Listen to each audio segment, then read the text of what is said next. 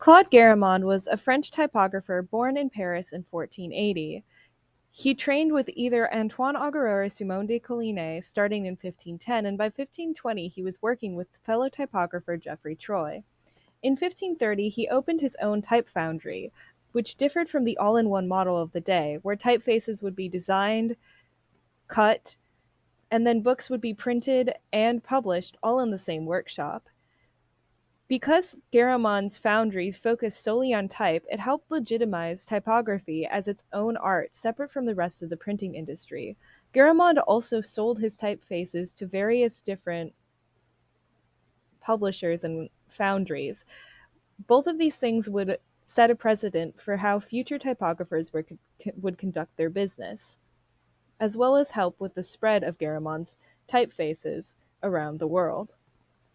He started an unsuccessful printing business in 1545, but died in poverty in 1561.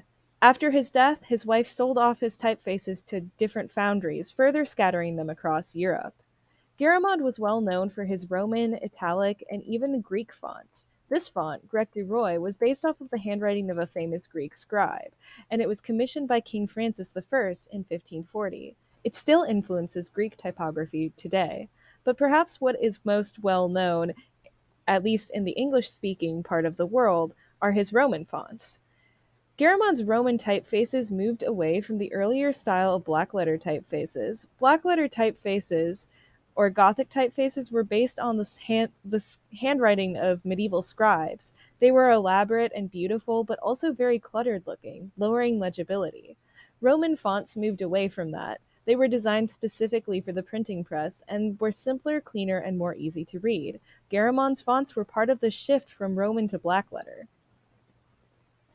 Garamond's fonts are also what is an example of an old-style font. Partially inspired by ancient Roman inscriptions, old-style fonts are characterized by the low contrast between their thick and thin strokes, their wedge-shaped serifs, left-leaning stress, and small X heights. Garamond's fonts are an example of old-style fonts. Garamond's fonts can be characterized by other unique things that aren't applicable to all of the old style fonts as well. They have scooped, rounded flair to their serifs, and the slanted spaces are inside their E's and A's are remarkable.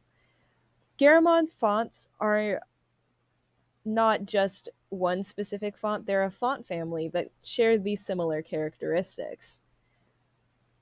In some way or form, Garamond's typefaces have survived up to the modern day.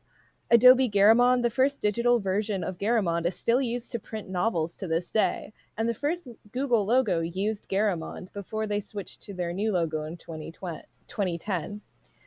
It's hard to tell, however, which fonts are Garamond's and which ones were simply inspired by his fonts or are completely unrelated, because his fonts have traded hands so many times over the 400 years since his death. However, it is undeniable that he made immense contributions to the world of typography, both in the way he conducted his business and in the typefaces he created.